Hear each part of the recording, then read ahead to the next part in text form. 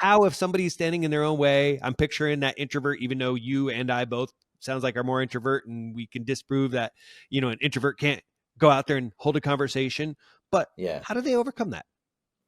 Yeah, it's a really hard thing to do because if you don't trust yourself to know how to interact with someone, you're never going to project the confidence at all. And I think that it starts with you looking at priorities. If you're a business owner, well, yeah, you might be able to get someone to sell on your behalf, but until you've got any money to do that, you kind of need to suck it up. And heavy Yeah. hangs the head that wears the crown, you know.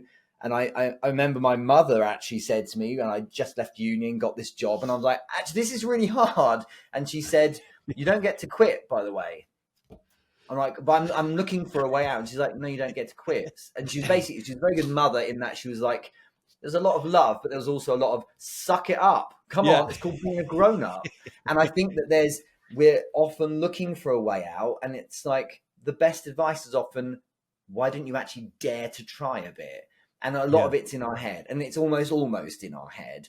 And the people who are exceptional at selling, of course, have great technique and experience, but they also have a lot of self-confidence because of that experience. And you cannot expect to have any amount of ability until you try a load.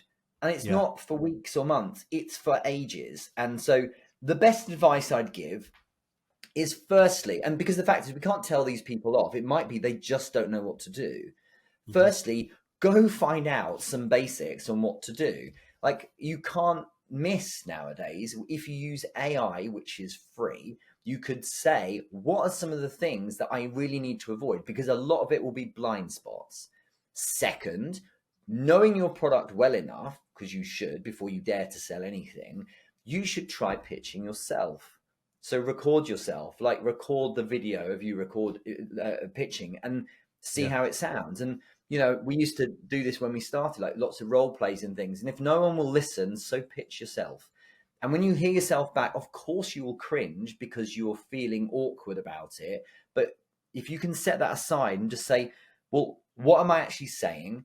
Would I buy from that? What am I missing? And like, just start critiquing based on, does this feel like someone who's trying to sell to me? And there is a place where you can sound like you genuinely are interested in them. And there is a place where you can say almost anything and it lands right because of how you're saying it.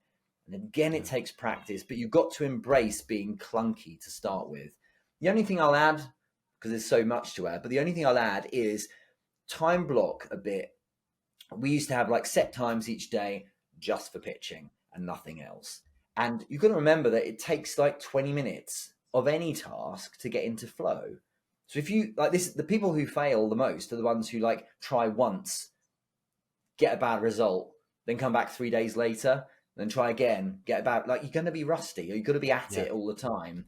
It's the same with anything. Reps help, but reps in a condensed, focused, don't look left or right kind of Yeah. focus time, is a really good thing to do. So commit. If you want to be great, you have to do hard stuff. And so I don't have much sympathy for people who aren't willing to try. But if you're willing to try and put out every day, then you tend to find you start getting a bit better.